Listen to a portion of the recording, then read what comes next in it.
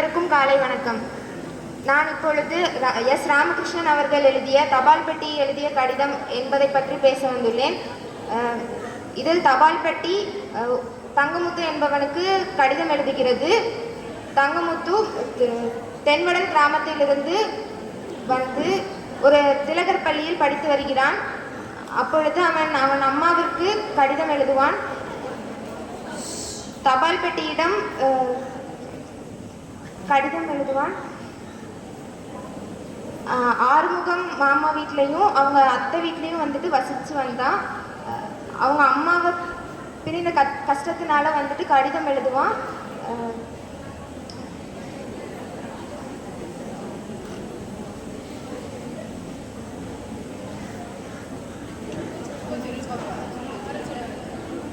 இதில் எனக்கு நிறைய கருத்துக்கள் வந்து ரொம்ப பிடிச்சிருந்துச்சு. என்னதுன்னா 1874 வந்துட்டு அதில் தான் வந்து சிவப்பு நிறத்தில் வந்து தபால் பெட்டியை வந்து கொடுத்துருக்காங்க.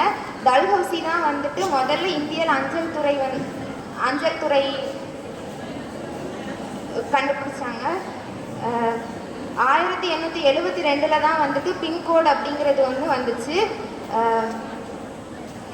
குயின் அடோசா வந்துட்டு பெர்சியாவில் உள்ள குயின் தான் வந்துட்டு முதல்ல வந்து கடிதம் எழுதினவங்க.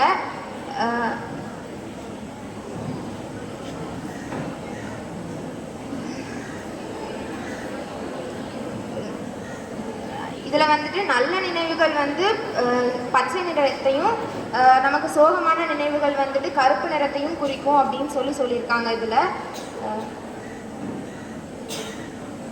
எனக்கு வந்து கற்பனை கதைகளும் பக்தி இலக்கிய கதைகளும் படிக்க ரொம்ப பிடிக்கும். எனக்கு அதனால இந்த கற்பனை கதை இந்த இது படிக்கிறதுக்கு எனக்கு ரொம்ப பிடிச்சிருந்துச்சு. நன்றி. நான் ஃபஸ்ட்டு என்ன வாசிக்கும் போது எனக்கு என்ன இருந்துச்சுன்னா, இதெல்லாம் என்ன கதை, இது என்ன மாதிரியான கதை அப்படிதான் இருந்துச்சு. ஆனால் இதை வாசித்து முடிச்சதுக்கப்புறம் தான் வந்து இது என்ன அப்படின்னு சொல்லி எனக்கு ஃபுல்லாகவே புரிஞ்சுது. இதுலேருந்து அந்த தபால் பெட்டியும் அந்த தங்கமுத்துக்கும் இருக்கிற நட்பை பார்த்தோன்னே இது என்ன மாதிரி நட்பு, நம்மளுக்கும் இந்த மாதிரி ஒரு நட்பு இருக்கலாமே அப்படின்லாம் இருந்துச்சு. இதே மாதிரி நட்பு வந்து எல்லாருக்குமே வந்து கிடைக்காது, ஒரு சில பேருக்குனா கிடைக்கும். இதில் வந்து எனக்கு ரொம்ப பிடிச்சிருந்தது என்ன அப்படின்னா, அத்தியாயம் 5 தபால் பெட்டி வந்து எழுதிய கடிதம். ஏன்னா அந்த தபால் பெட்டி வந்து அவ்வளோ நாள் இருந்த வரைக்குமே வந்து அதுக்கு வந்து அந்த தங்கமுத்தோடு வந்து நினைவு வரல. ஆனால் கடைசி நேரத்தில் அந்த தபால் பெட்டி வந்து தன்னுடைய நினைவுகள்லாம் நினைக்கும் போது தங்கமுத்து கூட இருந்தது, அவங்க கூட பேசினது, இது எல்லாமே நினைச்சு அது வந்து ரொம்ப ஃபீல் பண்ணது. அந்த தபால் பெட்டிக்கு வந்து ரொம்ப சந்தோஷமாக இருக்கும். ஏன் அப்படின்னா, நம்ம மேலேயும் இப்படி பாசம் காட்டுறதுக்குன்னு சொல்லி தங்கமுத்துங்கிற ஒரு பையன் இருக்கான். அதனால நம்ம வந்து அவனுக்கு கடிதம் எழுதலாம் அப்படின்னு சொல்லிட்டு தான் இந்த தபால் பெட்டி வந்து எழுதுனதுக்கப்புறமா ஆனால் அந்த கடிதமும் நேராக வந்து தங்கமுத்துக்கிட்ட போகாது. முதல்ல எழுதும்போது அவனோட பழைய வீட்டுக்கு போகும். அந்த வீட்டில் வந்து அவங்க அம்மா இறந்ததுனால அவன் வந்து அடுத்து கல்லூரி படிப்புக்காக வந்து வேறு டெல்லிக்கு போயிடுவான். டெல்லிக்கு போனதுக்கப்புறம் அந்த லெட்டரும் டெல்லிக்கு போய் அதுக்கப்புறம் இந்த தபால் பெட்டியை பார்க்கணும், என்னன்னாலும் வந்து நம்மளோட நண்பன் அப்படிங்கிறதுக்காக தங்கமுத்து வந்து டெல்லியிலேருந்து மறுபடியும் அந்த ஊருக்கு வருவான். ஊருக்கு வந்து இந்த தபால் பெட்டியை வந்து வாங்கிட்டு போவான். வாங்கிட்டு அதுக்கப்புறம் அந்த டெல்லியில் அவனோட வீட்லேயும் வச்சு அதை வந்து பாதுகாத்துட்டு வருவான். அவனோட பொண்ணுக்குமே வந்து அந்த தபால் பெட்டிகிட்ட வந்து அவன் எப்படி நண்பனானான் அப்படிங்கிற கதையெல்லாம் சொல்லி இந்த மாதிரிலாம் இருக்கணும் அப்படின்னு சொல்லுவான். அந்த தபால் பெட்டியுமே வந்து இது வரைக்கும் அந்த தபால் பெட்டி என்னென்ன கடிதத்தெல்லாம் வாசிச்சிருக்கோ அத்தனை கடிதத்தில் உள்ள கதையை எல்லாத்தையுமே வந்து அந்த பொண்ணுக்கும் சொல்லிக் கொடுக்கும். வாய்ப்பளித்தமைக்கு நன்றி. Flat number 14. நான் இப்பொழுது பேச வந்திருக்கின்ற தலைப்பு என்னவென்றால் தபால் பெட்டி எழுதிய கடிதம். தற்போதைய காலத்தில் இணையதள சேவை அதிகமானதால் யாருமே கடிதத்தை பயன்படுத்துவதில்லை. கடிதம் என்பது நினைவுகளின் பதிவுகள். அதை சேமிக்கத்தான் வேண்டுமே, வீணாக்கக்கூடாது. என்னதான் நம் குறுஞ்செய்தி மூலம் பதில்களை பெற்றாலும் கடிதத்திற்கு இணையாகாது. தபால் பெட்டி எழுதிய கடிதம் எஸ். ராமகிருஷ்ணனின் கடிதம் என்னவென்றால், பள்ளி சிறுவனுக்கும் தபால் பெட்டிக்கும் இடையே உள்ள நட்பினை விவரிக்கிறது. தங்கமுத்து என்ற சிறுவன் தன் தகப்பனை இழந்து தாயின் உதவியால் மாமா வீட்டில் வந்து படிக்க செல்கிறான். அப்பொழுது செல்லும் பொழுது அவன் ஒரு தபால் பெட்டியை காண்கிறான். அத்தபால் பெட்டியுடன் அவனுடைய இன்ப துன்பங்களை பகிர்ந்து அதில் நட்டு கொள்கிறான். தபால் பெட்டிக்கு ஒரு பெயரையும் வைத்தான். அதன் பெயர் டாமா. மேலும் அதற்கு ஒரு தொப்பியை செய்து கொடுத்தான். மேலும் தபால் பெட்டியை அழகாக வரைந்து அதனை அதனுடைய ஞாபகமாக வைத்துக் கொண்டான். மேலும் இக்கதையில் பெர்சியாவோட ராணி அடோசா தான் முதன்முறையாக கடிதம் எழுதினார்கள். மேலும் டல்ஹௌசி பிரபு தான் அஞ்சல் துறையை முதலில் ஆரம்பித்தார். முதலில் தபால் பெட்டி என்பது பச்சை நிறமாக தான் இருந்தது.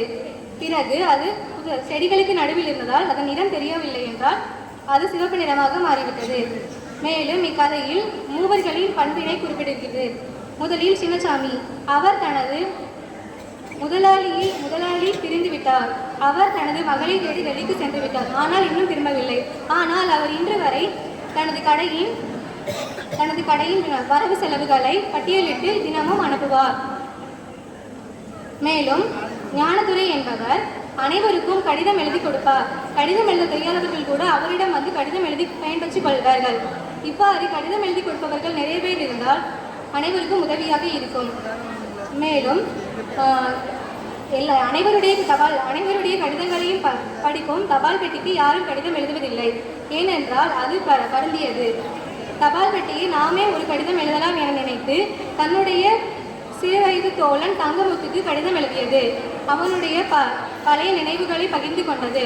மேலும் அதனை தங்கமுத்து பெற்றுக்கொண்டு திரும்பவும் அந்த நகரத்திற்கு வந்து தபால் பெட்டியை தபால் துறையின் அனுமதியுடன் பெற்றுக்கொண்டு அவனுடைய வீட்டுக்கு சென்றான். அவன் டெல்லியில் வசிக்கிறான். அங்கு அவனுடைய மகள்களுடன் வசித்துக் கொண்டிருக்கிறான். அந்த தபால் பெட்டியை கொண்டு ஒரு மரப்பலகையின் மேல் வைத்து அதனிடம் தினமும் கதை கேட்கின்றான். அந்த தபால் பெட்டி அவனுக்கு மட்டுமல்லாமல் அவனுடைய மகள்களுக்கும் கதைகளை சொல்கிறது. இதன் மூலமாக உணர்வு என்பது உயிரற்ற மனிதர்களுக்கு மட்டுமல்லாமல் உயிரற்ற பொருட்களுக்கும் உள்ளது. பிரிவின் ஆழத்தினை பற்றி தபால் பெட்டியின் கடிதம் என்பது விவரிக்கிறது.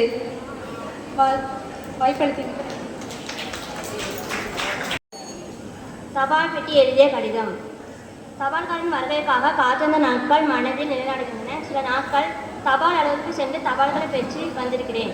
தபால் பெட்டிக்கும் பள்ளி சிறுவனுக்குமான நட்பை விவரிக்கிறது இந்த கதை. எத்தனையோ கடிதங்களை பாதுகாத்து அனுப்பி வைத்த தபால் பெட்டி தன்னுடைய வாழ்நாளில் ஒரே கடிதத்தை எழுதுகிறது. அந்த கடிதம் வழியே தனது கடந்த கால நினைவுகளை பகிர்ந்து கொள்கிறது. கடிதம் என்பது படித்த உடனே முடிந்து போகிற விஷயம் கிடையாது. பாதுகாப்பாக வச்சு திரும்ப பார்த்து படிக்கிறதான் நினைவுபடுத்துகிறது. அதோட சிறப்பு. கடிதம் என்பது அன்பின் அடையாளம். அதை எப்பவும் மறக்கக்கூடாது. தபால் பெட்டியின் கதை சொல்ல துவங்கினால் முடிவராது. தீராத கதைகளுடன் தபால் பெட்டி காத்திருக்கின்றன. கேட்பதற்கு நாம் தான் செவிகளையும் மனதையும் திறந்து வைத்திருக்க வேண்டும். எஸ். ராமகிருஷ்ணன் அவர்கள் அழகாக இந்த கதையை எழுதியுள்ளார். அவர் 1966ஆம் ஆண்டு விருதுநகர் மாவட்டத்தில் பிறந்துள்ளார். தபால் பெட்டியின் எழுதிய கடிதம் எனக்கு மனதில் மிகவும் பிடித்திருந்த கதையாக இருந்தது. வாய்ப்படுத்துறதுக்கு நன்றி. நான் இப்போ பேச வந்திருக்கிற தபால் பெட்டி எழுதிய கடிதம் அப்படிங்கிற புத்தகத்தை பற்றி தான். என் தபால் பெட்டி அப்படின்னோடனே எனக்கு ஒரு பாட்டு ஞாபகம் வருது. என்னன்னா, கண்மணி அன்போடு காதலன் நான் எழுதிய கடிதமே, பொன்மணி உன் வீட்டில் சௌக்கியமா நான் இங்கு சௌக்கியமே, உன்னை எழுதி பார்க்கையில் கவிதை கொட்டுது, அதை நினைத்து பார்க்கையில் வார்த்தை முட்டுது. ஓ கண்மணி அன்போடு காதலன் நான் எழுதிய கடிதமே.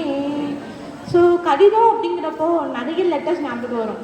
என்னன்னா, நம்ம இப்போ ஒரு விஷயம் பண்ணனாலுமே அதை பற்றி எப்படி இருக்குது, நம்ம பண்ணோது எப்படி இருக்குது அப்படிங்கிறத பற்றி நம்ம ஃபீட்பேக் கேட்போம் இல்லையா. ஸோ அந்த ஃபீட்பேக் நம்ம வச்சுக்க போதே நமக்கு வந்து அவ்வளோ சந்தோஷமாக இருக்கும்.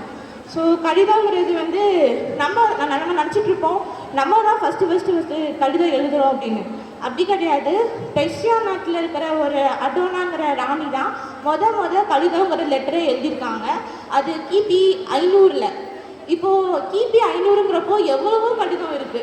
எனக்கு என்ன இந்த புத்தகத்தை படிக்கும்போது எனக்கு என்ன தோணுச்சுன்னா, எல்லாரும் கடிதம் எழுதுகிறாங்க, ஆனால் நம்ம ஏன் அந்த தபால் பெட்டிக்கு கடிதம் எழுத மாட்டேங்கிறோம் அப்படின்னு. அந்த தபால் பெட்டி கடிதம் எழுதலை. ஸோ நான் அதுக்கு ஒரு பாட்டு டெடிகேட் பண்ணுறேன். என்னன்னா, தினமொரு கவிதை உன்னை பற்றியே எழுதி வந்தேன் என் தேவதையே, திறக்கப்படாத உன் கதவிடமே என் விருப்பத்தை நான் சொன்னேன். இது என்னன்னா, அந்த ரைட்டர் எஸ். ராமகிருஷ்ணன் அவர்கள் எப்படி சொல்லியிருக்காருன்னா, அந்த தங்கமுத்து அப்படிங்கிற ஒரு பையன் சின்ன பையனும் தபால் பெட்டி அப்படிங்கிற ஒரு தபால் பெட்டி வந்து பேசுது அப்படின்னு இருக்காரு. இப்போ இந்த காலகட்டத்தில் எப்படின்னா நம்ம ஒரு நாய் பூனைக்கிட்ட பற்றி பேசினாலே சீவ பைத்தியக்காரி எதுக்கிட்ட போய் பேசிகிட்டு இருக்கா பாரு அப்படின்னு சொல்லுவாங்க. ஆனால் அந்த ரைட்டர் வந்து அழகாக இந்த தபால் பட்டிக்கிட்ட பேசுறது கூட அழகாக சொல்லியிருக்காரு. ஸோ வாய்ப்பு தங்களுக்கு நன்றி கூறி விடைபெறுகிறேன். நன்றி, வணக்கம். நாங்கள் கடைசி வந்து சயின்ஸ் டிபார்ட்மெண்ட் பிள்ளைங்களாம் பேசணுங்கிறதுக்காண்டி இவ்வளோ நேரம் கழிச்சு வந்து பேச வேண்டியதாகிடுச்சு. நிறைய விஷயங்கள்லாம் தெரிஞ்சு வச்சுருந்தேன். ஆனால் எனக்கு முன்னாடி நிறைய பேர் எல்லாத்தையும் சொல்லிட்டு போயிட்டாங்க. இருந்தாலும் பரவாயில்ல, அதையும் நம்ம சொல்லுவோம்னு சொல்லிட்டு தான் முன்னாடி வந்து பேச வந்திருக்கேன். எல்லாருக்கும் நான் என்னோடய வணக்கம் சொல்லிக்கிறேன். இப்போ வந்து நான் யாரை பற்றி சொல்ல வரேன்னா தபால் பெட்டி பற்றி தான் பேச வந்திருக்கேன். தபால் பெட்டி எழுதிய கடிதம், அந்த கடிதத்தை எழுதினது யாருன்னா எஸ் ராமகிருஷ்ணன். அவர் வந்து 1966 விருதுநகர் மாவட்டம் மல்லாங்கிணறு அப்படின்ற சின்ன கிராமத்தில் தான் பிறந்தார். அவர் வந்து இப்போ எங்கே இருக்காருன்னா சென்னையில் வந்து முழு நேர எழுத்தாளராக வசிச்சுட்டு வராரு. தபால் பெட்டி வந்து 2 ஃப்ரெண்ட்ஸ் இருக்காங்க. தபால் பெட்டி வந்து எப்பவும் கடிதம் எழுதுனே கிடையாது. ஆனால் எஸ் ராமகிருஷ்ணன் வந்து அது கடிதம் எழுதுனா எப்படி இருக்கும் அப்படின்னு சொல்லிட்டு யோசித்து வந்து ஒரு கடிதத்தை எழுதியிருக்காரு. இதில் வந்து தபால் பெட்டி வந்து என்ன சொல்லுதுன்னா, தபால் பெட்டி வந்து ஒரு கதை சொல்ல வருது. அதுக்கு வந்து ஒரு 2 ஃப்ரெண்ட்ஸ் இருந்திருக்காங்க. தங்கமுத்து அப்படின்னு சொல்கிற ஒரு பையனும் சின்ன பையன் தான். அந்த பையன் அத்தை ரெமின்னு சொல்கிற ஒரு அணிலும் தான். இந்த அணில் எப்பவும் ஓடிக்கிட்டே தான் இருக்கும். தங்கமுத்து பையன் வந்து இந்த தபால் பெட்டிகிட்ட எப்பவுமே நிறைய கேள்வி கேட்பான். அப்படி கேட்க முடிச்சுன்னா முதல்ல கேட்கான், எனக்கு ரொம்ப நாளாக ஒரு சந்தேகம். என்ன சந்தேகம்னா, நீ எதுக்கு சிவப்பு கலரில் இருக்கீங்க அப்படின்னு கேட்குறான். உடனே இந்த தபால் பெட்டி சொல்லுது, நாங்கள் முதல்ல அறிமுகமானதில் வந்து பச்சை தான்.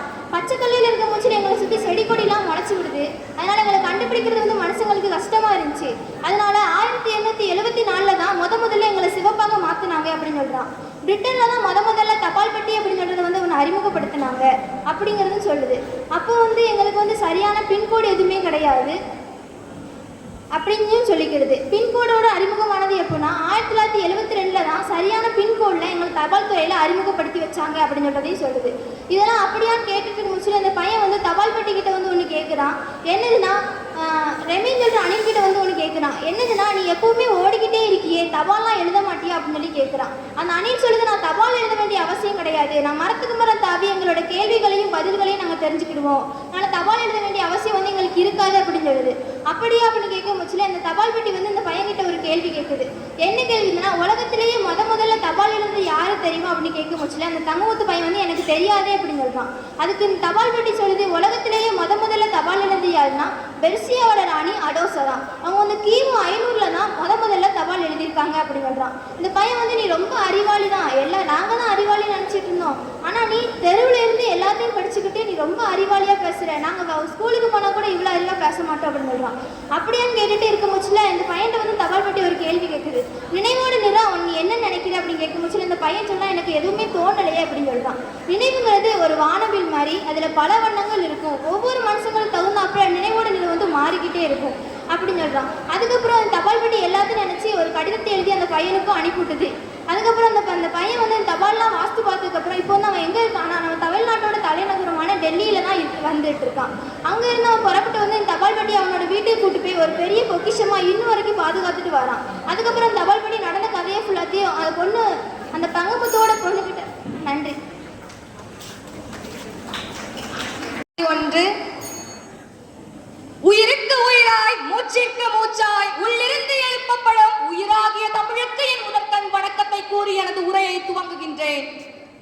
எஸ் ராமகிருஷ்ணன் ஐயா அவர்கள் எழுதிய ஒரு தபால் பெட்டியின் கடிதம். இக்கதையை வாசித்த போது என்னுள் தோன்றிய ஒரு ஆழமான கருத்து யாதெனில், இக்கதை நவீன இணையதள உலகின் இழிவு நிலையை ஏற்படுத்துகிறது. நவீன இணையதள உலகின் இழிவு நிலையை ஏற்படுத்துகிறது. மின்னஞ்சல்களும் குறுஞ்செய்திகளும் வந்துவிட்டதற்கு பிறகு மனிதர்களிடையில் அழியப்பட்ட ஒரு விஷயம் கடிதம் எழுதுவது. இது மனித உணர்வுகளை சுருக்கி சூறையாடும் சூழ்நிலை இங்கு நிகழ்ந்து கொண்டிருக்கிறது. இது உங்கள் யாருக்காவது தெரியுமா? இப்படிப்பட்ட ஒரு காலகட்டத்தில் ராமகிருஷ்ணன் ஐயா அவர்கள் எழுதிய ஒரு கவிதை, ஒரு கதை என்னை சீண்டியது. உயிரற்ற தபால் பெட்டிக்கு உயிர் கொடுத்துள்ளார், உணர்வு கொடுத்துள்ளார் இக்கதையின் வாயிலாக என்பது எனது ஆழ் மனதில் ஆணித்தரமாக அடிக்கப்பட்டது. எங்கோ இருந்த எங்கோ இருந்த ஒரு ஏழை மாணவனுக்காக, ஒரு சிறுவனுக்காக, தனது நண்பனாக கருதி அவனுக்கென்று உயிராக உணர்வாக ஒரு கடிதத்தை எழுதியது அத்தபால் பெட்டி. உனக்கு வழி கொடுத்து பிறந்ததால் தானோ எனக்கு வழி எடுக்கும் போதெல்லாம் உன்னை அழைக்கின்றேன் அம்மா என்று அச்சிறுவன் அவனுடைய வாழ்க்கையில் வறுமை, தாயை பற்றிய வறுமை அவனை வாட்டி வதைத்ததன் காரணமாக எழுதப்பட்ட அக்கடிதம் என்னுள் ஆழமாக பதிந்தது. இக்கடிதத்தின் வாயிலாக நான் அறிந்து கொண்டது, உயிரற்ற உணர்வுகளை ராமகிருஷ்ணன் ஐயா அவர்கள் ஏற்படுத்தினார். தபால் பெட்டி ஒன்று தனது வாலிப நண்பனுக்காக ஒரு கடிதத்தை எழுதியது. அவன் எங்கோ சென்று விட்டான், டெல்லி மாநிலத்திற்கே போனான். அங்கு அந்த கடிதம் சென்று அவனை நட்பின் ஆழமாக ஈர்த்து வந்தது அத்தபால் பெட்டியிடையே. மேலும் ஒரு கவிதை உங்களுக்காக கூறிக்கொள்கிறேன். அலைபேசியில் ஆதரவு இல்லாமல் எழுதுகோலின் உதவியுடன் எழுதினேன் ஒரு கடிதம். நான் நலம், நீங்கள் நலமா? வார்த்தைகளை தேடி சென்று வரிகளை உருவாக்கி எழுதினேன் ஒரு கடிதம். நான் நலம், நீங்கள் நலமா? இக்கடிதத்திற்கு இறுதியாக வந்தது ஒரு குறுஞ்செய்தி. நான் நலம். என்னமா குறுஞ்செய்தி எதில் வந்தது என்று நினைக்கிறீர்கள்? அலைபேசியில் வந்தது. அலைபேசியில் வந்தது. கடிதத்தில் எழுதிய வார்த்தைகளுக்கு, கண்ணீர் முட்டும் அளவிற்கு இருந்த உணர்வுகளுக்கு அலைபேசியில் அனுப்பப்பட்டது ஒரு குறுஞ்செய்தி. வாய்ப்புக்கு நன்றி கூறி விடைபெறுகிறேன். நன்றி, வணக்கம். இங்கிருக்க அனைவருக்கும் என்னுடைய வணக்கத்தை தெரிவித்துக் கொள்கிறேன். நம்ம இந்த புத்தகத்தை பற்றி நிறையா கதை எல்லாரும் சொல்லிட்டாங்க. நான் இப்போ அதிலிருந்து எனக்கு என்ன புரிஞ்சிருக்கு, நான் என்ன கற்றுக்கிட்டேன் அப்படிங்கிறத மட்டும் உங்கள்கிட்ட சொல்ல போகிறேன். தபால் பெட்டி எழுதிய கடிதம் சங்க இலக்கியங்கள்லேருந்து நம்ம பார்த்துருக்குறோம். செய்திகளை பகிர்வதற்கு நிறையா முறைகளை கையாண்டுட்டு வந்திருக்காங்க.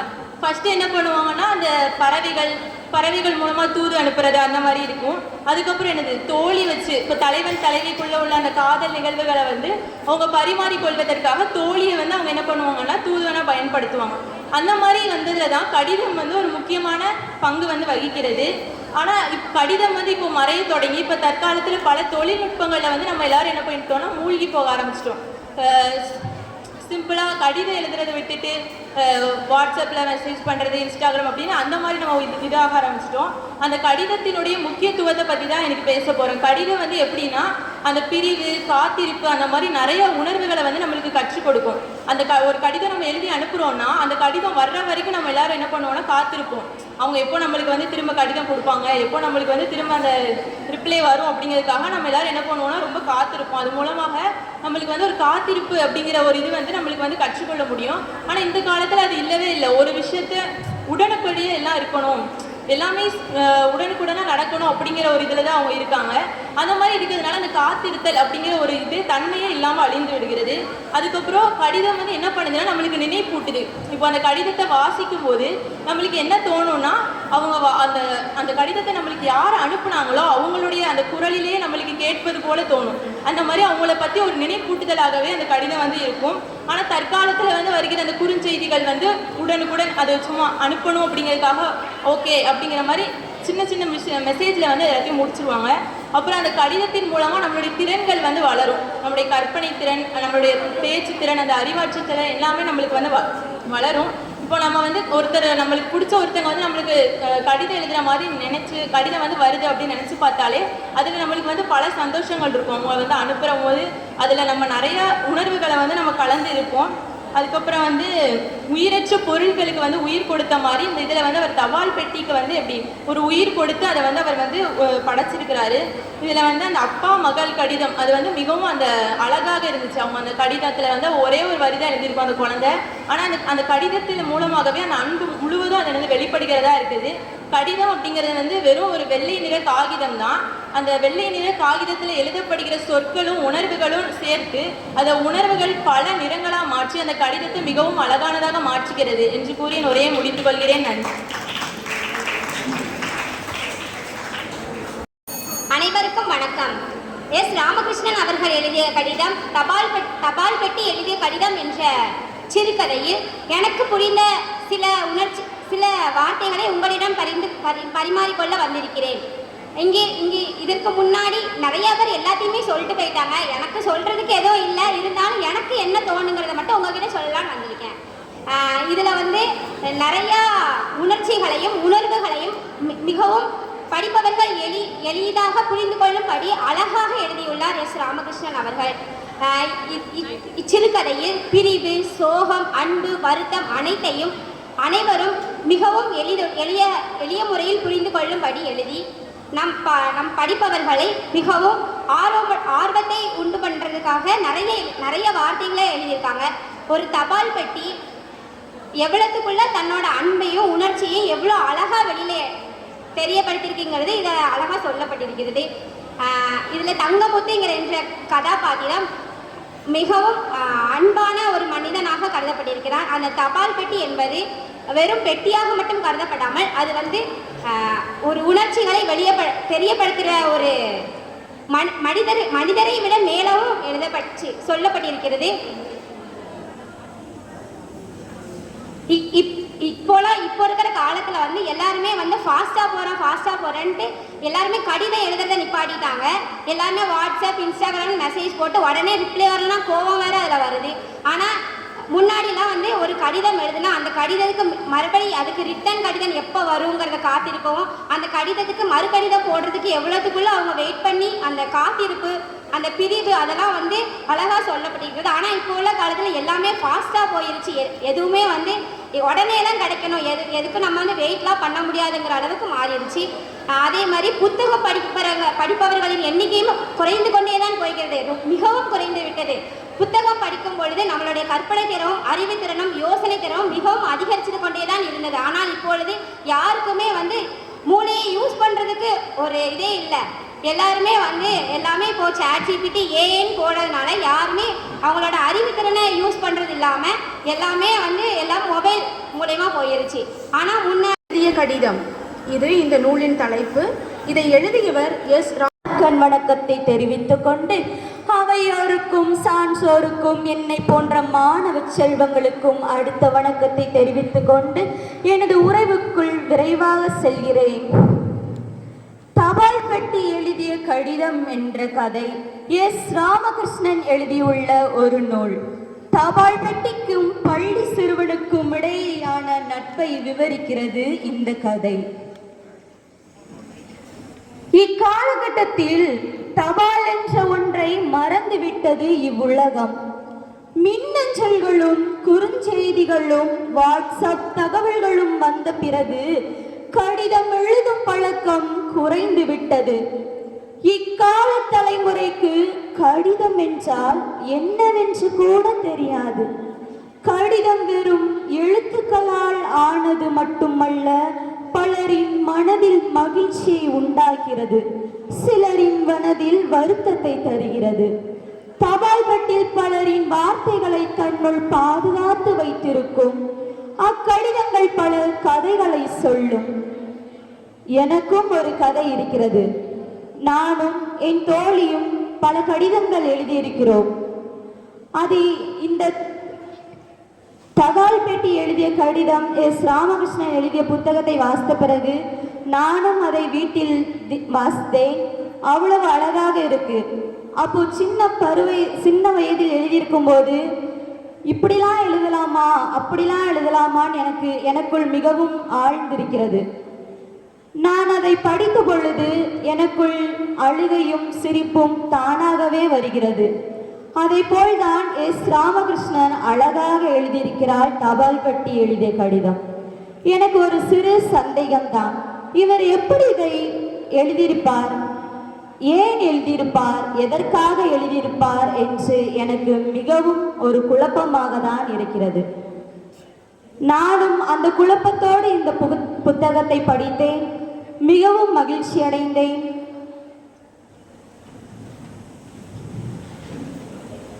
வாய்ப்பமை தந்ததுக்கு நன்றி வணக்கம். தபால் பெட்டி எழுதிய கடிதம். இந்த கதையை பற்றி சொல்லணும்னா சொல்லிக்கிட்டே போகலாம், ஒரு நாள் பத்தாது. ஏன்னா இந்த கதையை வந்து முத நான் புக்கு வாங்கினபோது நான் கண்டிப்பாக வாசிக்கணும்னு நினைக்கவே இல்லை. கொடுத்த உடனே நான் எங்கள் அம்மாட்ட தான் போய் கையில் கொடுத்தேன். நான் எப்படிப்பட்ட டைப்னா கதையை வந்து கேட்குறவ தான், வாசிக்கிறவளே கிடையாது.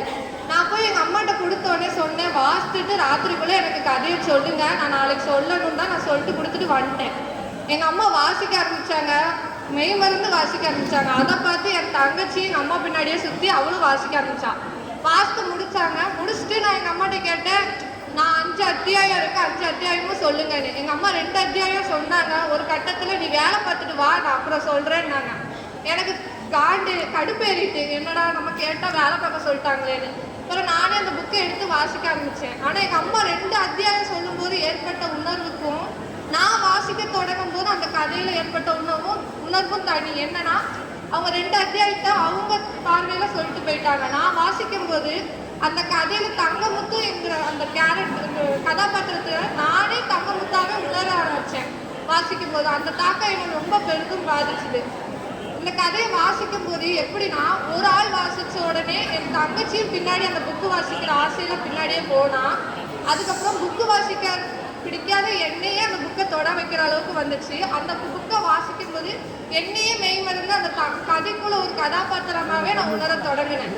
இந்த கதையை வாசிக்கும் போது நான் புரிஞ்சுக்கிட்டது என்னன்னா, கடிதம் பொதுவாக யாருக்கெல்லாம் எழுதுவோம்னு நான் என்னை பற்றி கேட்டிங்கன்னா, யாராவது ரொம்ப புரிஞ்சிருந்தா அவங்களுக்கு பற்றி கடிதம் எழுதுவோம், இல்லைன்னா யாராவது பொதுவாக காதலர்கள் கடிதம் எழுதுவாங்க, அந்த மாதிரி தான் நான் நினச்சேன். ஆனால் இந்த புக்கை வாசிக்கும் போது நான் தெரிஞ்சுக்கிட்டேன், மொட்டை கடிதாசையும் அதே மாதிரி ஒருத்தருக்கு மனைவிக்கு வர கடிதத்தையும் இறந்தவங்க தெரியாத, அதாவது காந்தி இறந்தது கூட தெரியாமல் ஒரு நபர் இங்கே கடிதம் எழுதுறாங்க. அது மட்டும் இல்லை, இந்த கதையில் தங்கமுத்துக்கு அவங்க அம்மா கிட்ட கடிதம் எழுதக்கூடாதுன்னு அத்தை சத்தியம் வாங்கிடுவாங்க.